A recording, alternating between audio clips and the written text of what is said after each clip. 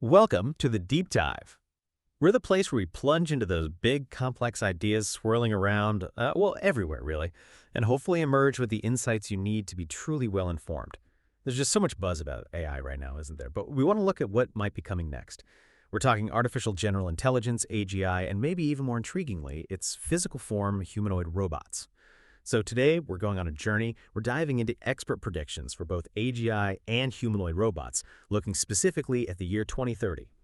Our mission really is to sift through a whole stack of diverse sources, pull out the most important insights, and help you separate the hype from what might actually be practical reality.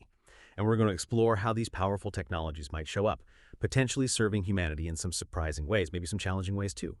We'll focus specifically on roles like security, elder care, and yes, even childcare. Okay, let's kick things off with AGI. It's a term you hear everywhere, but I feel like its definition keeps shifting under our feet. What are we actually talking about when we say artificial general intelligence? That's the absolute core issue, isn't it? And that definition gap you mentioned is fascinating because, well, it dictates everything that follows. Our sources really highlight three main ways AGI is being defined, and this it causes a lot of confusion. First, you've got the sort of academic or theoretical definition. This is, the hypothetical machine with human-level intelligence across any cognitive task. Right, the true AGI. Exactly. Capable of cross-domain generalization, common sense, that kind of human-like intellectual flexibility. Then second, there's the economic or practical definition. You see this more from industry players like OpenAI, perhaps. Right.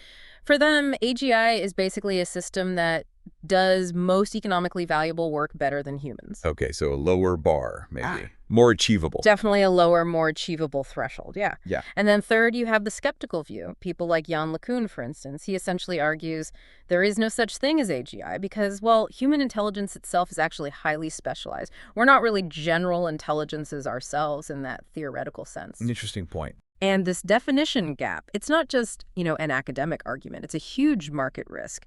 Think about it. If companies promise AGI based on the economic definition, just automating tasks, but consumers or investors expect the true AGI, that human-level intelligence. Yeah, that mismatch could be damaging. Exactly. It could lead straight into a trough of disillusionment, hurting investment, hurting public trust across the whole AI field. And just so we're all clear on the terms, we're generally talking three levels, right? ANI, artificial narrow intelligence, that's what we have now. AI, great at specific things like, say, playing chess or recognizing faces.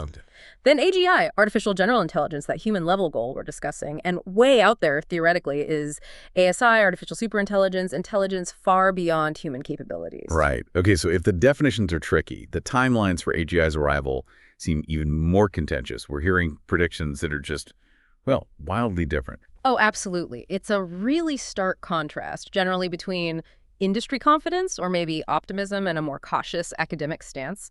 On the optimistic side, you've got people like Dario Amodei from Anthropic, Daniel Kokotajlo, who used to be at OpenAI. They're talking maybe as early as 2027. 2027, wow. Yeah, sometimes mentioning this idea of an intelligence explosion. Demis Hassabis at Google DeepMind also suggests a relatively near-term timeline, maybe 5 to 10 years. Okay. But then you have the more cautious pragmatist. Sam Altman at OpenAI, for example, gives a much broader range, a few years or decades. He acknowledges the huge uncertainty. That seems more realistic, maybe, given the challenges. Well, and then you have the outright skeptics. Researchers like Yoshua Bengio, Jan LeCun, they argue that we're still missing fundamental scientific discoveries. Their view is that just scaling up current models, like large language models, isn't going to get us to true AGI on its own. So we need something fundamentally new, not just bigger versions of what we have. That's their argument, yes. And it's worth pointing out, analyses from places like 80,000 Hours tend to show that AI company leaders generally predict faster timelines than academic researchers who are publishing in the field. Makes sense, perhaps, given their different incentives. It's a huge spectrum, then. From an intelligence explosion, possibly just 3 years away, to needing fundamental science we don't even have yet. How do you even begin to reconcile such different outlooks from equally brilliant people? It really speaks to the inherent uncertainty of truly groundbreaking science, doesn't it? It's not just engineering an existing blueprint. The industry side is often driven by, let's say, engineering progress, scaling what works. Academics are often looking for those deeper fundamental leaps in understanding why things work or what's missing. Okay, so with all these different timelines floating around, how are researchers actually trying to build AGI? What are the main paths, the main approaches they're exploring right now, and what are the biggest roadblocks? Right. The path from today's ANI to AGI faces some pretty significant hurdles, both scientific and engineering. In terms of the research approaches, our sources point to roughly three main avenues. First is the connectionist approach. This is about mimicking human brain structures using neural networks like the LLMs we're all familiar with now. Okay, the deep learning route. Exactly. Then there's the symbolic approach. This tries to represent human thought using logical networks, rules, symbols, more like traditional AI in a way. Got it.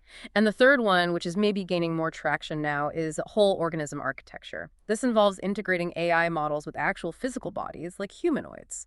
And this last one is potentially crucial because some argue that true AGI might require learning through physical interaction with the world. Ah, so building advanced robots isn't just about using AGI later.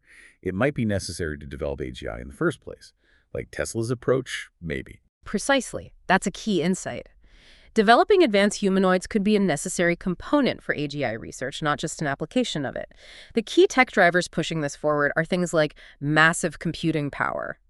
Think Tesla's Dojo chip, this custom supercomputer built just for AI training. Right. Plus, of course, vast amounts of high-quality data and ongoing algorithmic breakthroughs. But the obstacles, they are significant. AGI is fundamentally a scientific problem, not just an engineering one, as we said. Current AI still really struggles with true reasoning, with genuine common sense, understanding context deeply in complex, unpredictable environments. And there's this issue some call the generality debt. Generality debt, what's that? It's this idea that the vague pursuit of general intelligence can lead to poorly defined goals. It's hard to measure progress. It can lead to, well, bad science if you're not careful, like trying to build a single tool that does everything perfectly. Yeah. You often end up with something that doesn't do anything particularly well. Okay, that makes sense. So if AGI really needs a physical body to operate effectively in our world, maybe even to learn properly, what does the current state of humanoid robots look like? Who are the big players racing to give AI this physical form? Yeah, it's suddenly become this incredibly competitive space, hasn't it? Creating these general-purpose humanoids that could potentially be the hardware for AGI software. You've got major players jumping in. Tesla, obviously, with Optimus. Boston Dynamics, famous for Atlas, is pushing into this space.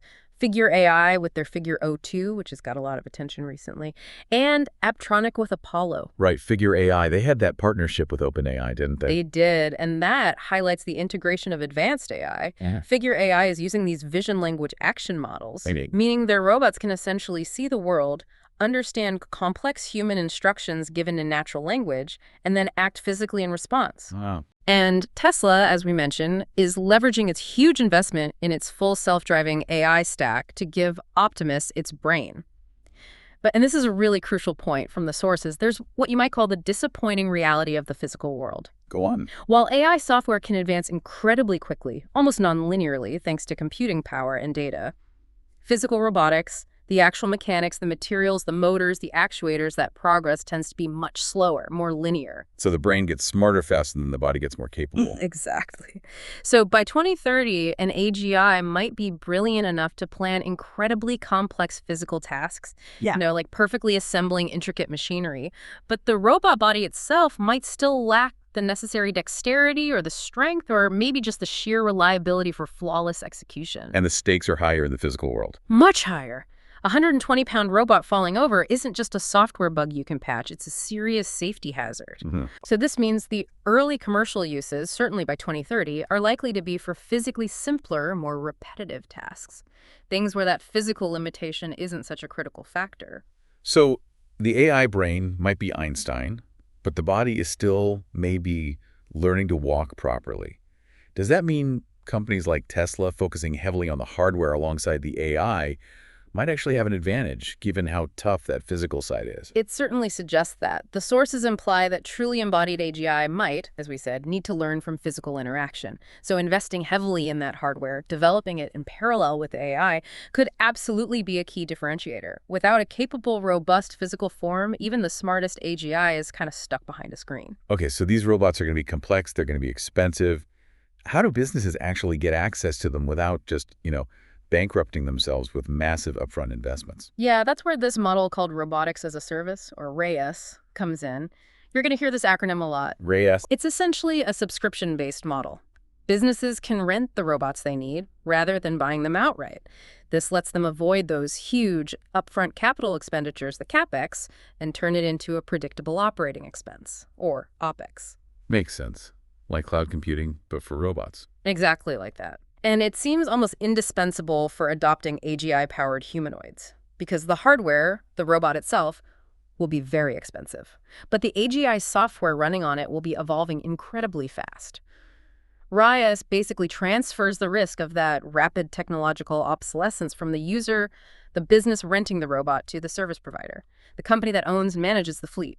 They handle the updates, the maintenance, pushing out new software capabilities. So the benefits are lower initial costs, flexibility to scale, someone else handles repairs. Right.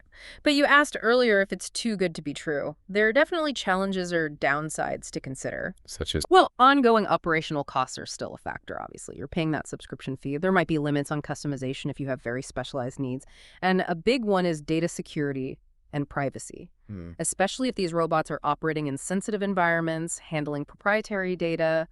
Who controls that data? How is it secured when it's going through a third-party RaaS provider? That's a huge point, yeah. And these RaaS models will probably vary. You might see time-based subscriptions, like a flat monthly fee per robot, or maybe mission-based, where you pay per task the robot successfully completes. Okay, fascinating. So let's get into the real heart of our deep dive today. How are these AGI-powered humanoids actually going to show up in our lives and our workplaces by 2030? Especially in these quite high-touch, very human service roles. Let's start with security. Okay, security. Our sources suggest that by 2030, we're likely to see what they call proactive threat response humanoid security officers. This would be a pretty significant leap from the kind of passive surveillance robots like rolling cameras that we sometimes see today. Proactive threat response. What does that actually mean in practice? It means these AGI-powered humanoids would have advanced multimodal perception, using cameras, microphones, maybe other sensors, to analyze human behavior in real time, looking for anomalies, assessing potential threat levels. They'd be able to engage in verbal interaction, issuing warnings, maybe attempting de-escalation.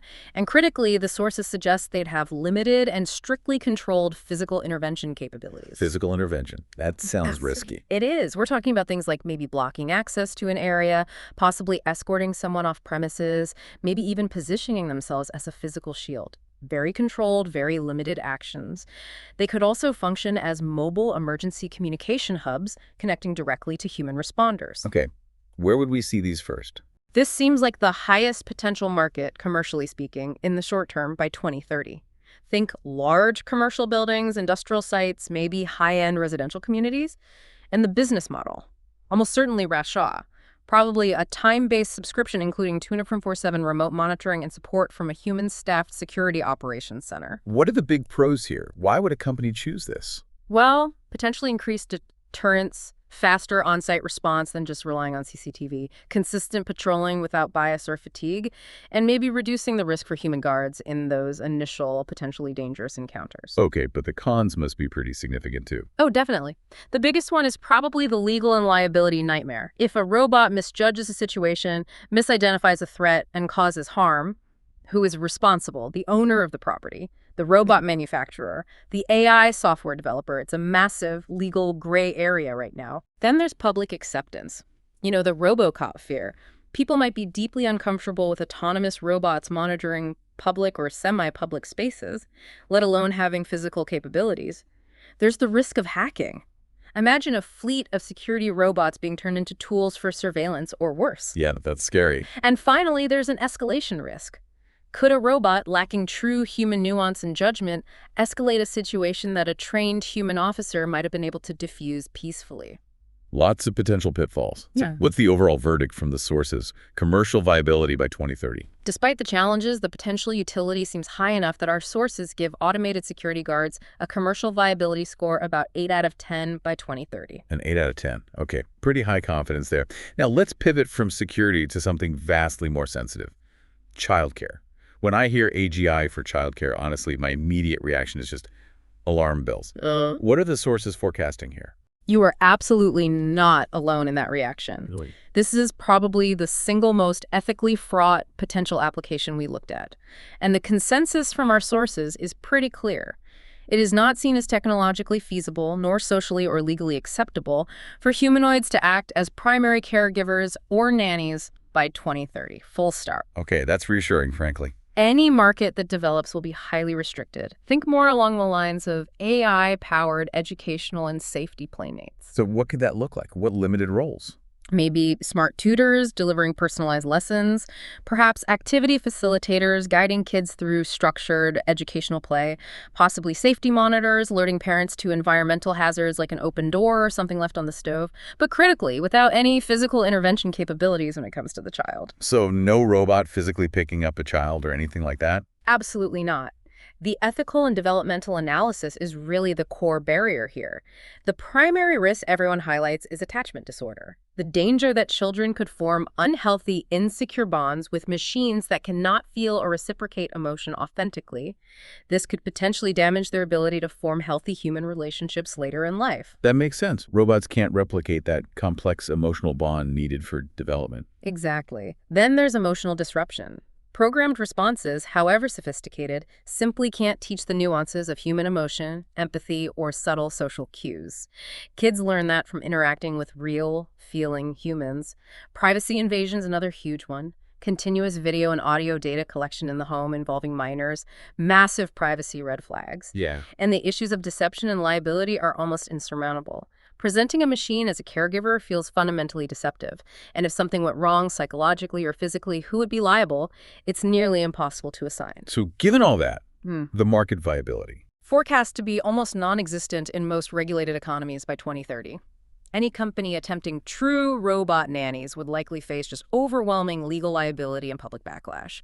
Any potential market seems confined to maybe high-end educational toys or very focused tutoring systems, not caregiving. So the overall commercial viability score for AGI humanoids in childcare by 2030, a very low 1 out of 10. A 1 out of 10, wow.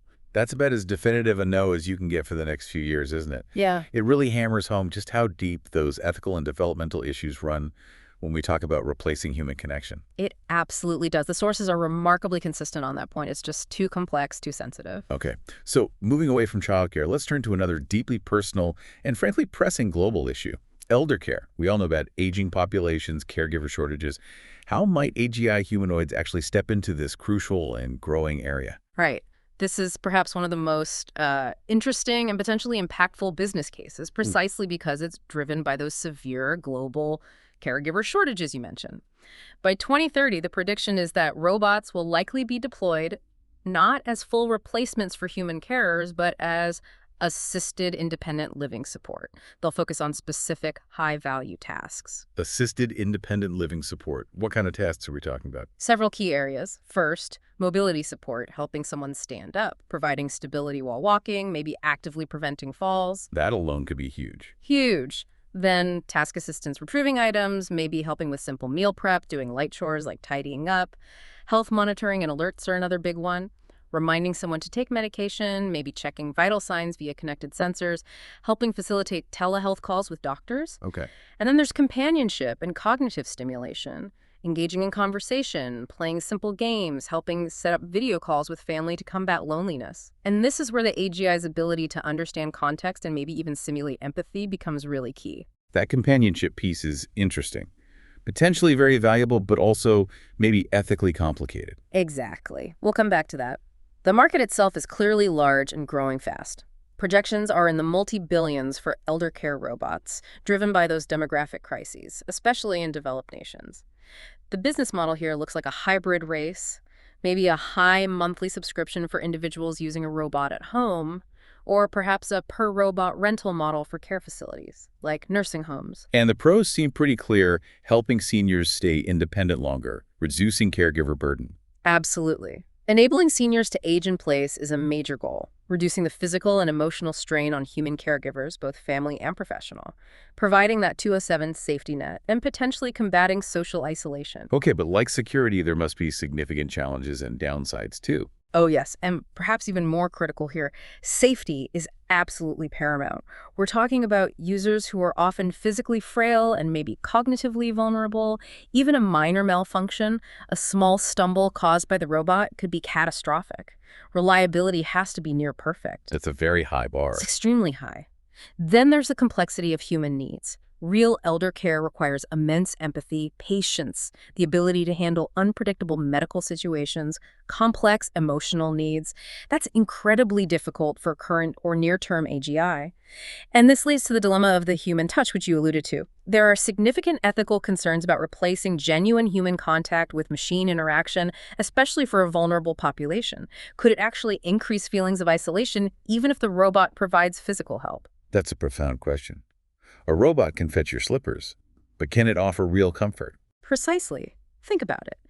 A robot can hand you your pills on schedule, perfectly. But can it hold your hand when you're feeling scared or anxious? Can it truly listen to you reminisce about your past in a way that builds a genuine human bond? Probably not. Not in the way a person can. And finally, like most advanced tech, cost and accessibility will be an issue. Even with RaaS, these are likely to be premium services initially. This could potentially widen the gap in care quality between those who can afford it and those who can't. So another complex picture. How do the sources see this playing out commercially? There's a crucial nuance here. Businesses probably won't just rent out generic elder care robots because the liability would be too broad. Instead, expect specialized robots. For example, you might rent a fall prevention and mobility support robot, specifically designed and certified for that task, or a separate medication reminder and companion robot. Breaking down the tasks to manage risk and define capabilities more clearly. Exactly. The RaaS models will likely be highly specialized with different pricing tiers and very specific service level agreements, SLAs, guaranteeing certain verified skill sets. So, considering the huge need balanced against the significant safety and ethical challenges, the overall commercial viability score for AGI humanoids in elder care by 2030 comes in at around 7 out of 10. A 7 out of 10. So possible, driven by need, but facing serious hurdles, especially around safety and the irreplaceable human element. Okay, so looking across these three areas, security, childcare, elder care, what really stands out to you from this comparison? There seems to be a pattern emerging. There absolutely is. It seems quite clear. There's an inverse relationship at play. The commercial viability for these AGI humanoid services, at least by 2030, appears to vary inversely with the required level of emotional sensitivity and maybe physical delicacy needed for the task. So the more deeply human the need, the harder it is for the robots to fill it effectively or acceptably. Precisely. Security, which relies heavily on observable data, pattern recognition, and relatively predictable rules, looks the most viable commercially, that 810. Elder care involves more complex physical and social interaction, but many tasks are still somewhat routine or predictable, and the need is immense, making it possible but challenging, the 710. Childcare, however, demands the absolute highest level of nuanced emotional intelligence, attachment, adaptability, and complex moral judgment. That makes it the least likely to succeed commercially or ethically in this decade, the 110. That's a really clear takeaway. Okay, stepping back from these specific applications, how might the broader arrival of AGI and humanoid robots fundamentally reshape our economy and society as a whole? What are the big ripple effects? This is where the scale gets truly massive. And there's a bit of a productivity paradox mentioned in the sources. On one hand, you have these incredibly optimistic forecasts. Goldman Sachs, for example, suggested AI could eventually boost global GDP by something like 7%. Huge numbers. Wow, 7%. Huge. But on the other hand, short-term predictions are often more modest. The thinking is that the economic impact might follow a kind of J-curve, meaning an initial period of high investment, disruption, maybe even job displacement causing a dip, followed by potentially exponential growth as the technology matures and integrates fully. Some sources suggest measurable U.S. GDP impact might start becoming noticeable around 2027 or so. And what about jobs? That's always the big question. It is, and the labor market disruption looks set to be a massive part of this story. Goldman Sachs, again, estimated something like 300 million full-time jobs globally could be exposed to automation from AI. 300 million. It's a staggering number. Yeah. McKinsey research suggested that up to 30% of work hours in the U.S. could potentially be automated by 2030. That might require something like 12 million people needing to transition careers. That's enormous churn. Enormous. Globally, McKinsey estimated maybe 14% of the workforce, 375 million people, might need to switch occupational categories. Now, the World Economic Forum adds nuance, pointing out that while millions of jobs will be displaced, think data entry, certain administrative roles, new roles will also be created. So the focus maybe shouldn't just be on job loss, but on job transformation. AGI will automate specific tasks within jobs. It will augment human capabilities in some areas like law or complex administration. And yes, it will likely replace humans entirely in other roles. It sounds incredibly disruptive, whichever way you slice it. These systems are clearly powerful, transformative. Which brings us back to a crucial point. How do we ensure they're developed and deployed safely, ethically? How do we make sure they actually benefit humanity? Are our current governance systems even remotely ready for this? That's the billion-dollar question, isn't it? Our sources are pretty clear that while we have existing frameworks, things like the OECD AI principles, UNESCO's recommendations on AI ethics, the EU AI Act. Right, the EU AI Act gets a lot of attention. It does, and these are necessary starting points. But they were mostly designed with current narrow AI, ANI, in mind. They aren't really fully equipped to handle the potential emergent behaviors, the adaptability, the sheer unpredictability of true AGI, especially when you put that AGI into a physical robot that interacts with our world. So we need something more. There seems to be an urgent need identified for AGI-specific governance. We're hearing calls for dedicated international bodies, maybe a UN agency focused on AGI, or a global observatory to track capabilities and risks. This conversation also inevitably touches on the alignment problem. Right, making sure AGI goals align with human values. Exactly. And the associated concerns about long-term existential risk, which thinkers like Nick Bostrom have explored. The worry is whether a future superintelligent AGI would have goals compatible with human survival and flourishing. Now, let's be clear, the AGI we're likely to see by 2030 probably won't be superintelligent in that sense. But understanding that ultimate potential risk is crucial because it shapes the safety research happening today. Thinking about the end game helps design the early stages more carefully. Precisely. And one more factor here. We should expect significant global regulatory competition, what some call regulatory arbitrage. Meaning, companies shop around for the loosest regulations. Potentially, yes. You might see different geopolitical blocs taking different approaches. Maybe the EU continues with a stricter, rights-based approach. Perhaps the US or UK focus more on fostering innovation with a lighter initial regulation. This could lead to companies developing or testing higher-risk systems in jurisdictions with less oversight. That becomes a really critical factor for how AGI and robots get deployed globally. Okay, this landscape is moving incredibly fast. Yeah. So for our listeners, whether they're business strategists, investors, policymakers, or just, citizens trying to understand what's coming, what are the key recommendations? What are the future trends we should really be keeping an eye on? Let's break it down. For business strategists and investors, a key piece of advice from the sources seems to be, consider focusing initially on the shovels and picks. The enablers, not necessarily the final applications. Exactly. Things like AI computing infrastructure, specialized robot components, the RaaS platforms themselves, these might be lower risk ways to play in the space early on. Also, prioritize applications that have a clear ROI and, crucially, manageable liability. Think logistics, certain types of specialized security, maybe some manufacturing tasks, rather than jumping straight into those high-risk, high-human-touch services in the very near term. And critically, businesses need to start thinking now about investing in reskilling their workforce and redesigning internal processes to effectively integrate these future AGI-powered robot employees. That workforce transition piece seems absolutely vital. What about for policymakers? For policymakers, the message is one of urgency. They need to develop adaptable, AGI-specific regulatory sandboxes. These are controlled environments where humanoids can be tested safely in real-world settings, allowing regulations to evolve based on evidence. Learning by doing, but safely. Yes. They also need to urgently establish clearer legal frameworks for liability when autonomous systems inevitably fail or cause harm. That ambiguity is a major roadblock right now. There's also a strong call to massively increase funding for public education about AI and for labor transition programs, helping people adapt to the changing job market. This is crucial to mitigate the potential economic and social disruption. And finally, engage proactively in international cooperation, as recommended by groups like the OECD and UN, to try and set global safety standards, ethical guidelines, and maybe even interoperability protocols. So looking ahead to 2030, what's the concluding trend? What's the big picture? The big picture seems to be this. By 2030, we probably won't see a single monolithic AGI that perfectly matches that theoretical human-level definition across all domains. Instead, what we're likely to see is a spectrum of highly advanced AI systems, maybe call them proto-AGI. These systems will have significantly advanced reasoning and learning capabilities, but they'll likely still be applied within narrower, though economically valuable domains. And humanoid robots will be the most visible, most tangible, and perhaps most challenging frontier for deploying these advanced AIs.